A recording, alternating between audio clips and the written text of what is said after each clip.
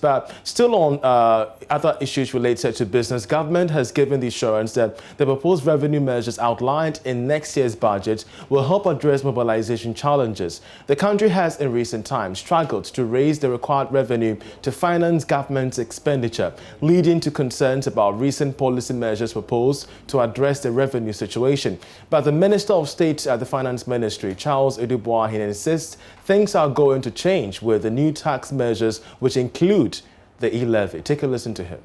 With an e-levy, everybody has a mobile phone. Everybody has access to the internet or uses, one of these payment platforms. So you circumvent or you leapfrog that need for that kind of infrastructure that the Western countries have to be able to enforce your taxes, and use a digital platform which actually allows you to be able to do this without the need for putting in place any additional major infrastructure, because you can do it without actually having to set up more offices and so forth and so on. You just set up a digital platform which can be managed remotely, and before you realize, you are able to collect effectively.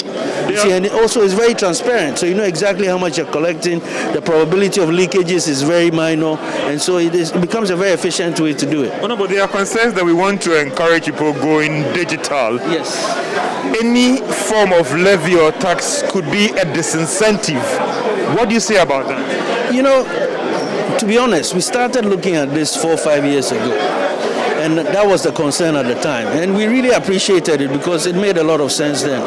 At the time, if I remember rightly, 5 years ago, 2017, 2016, total value of transactions on electronic platforms was about under 75 billion cedis.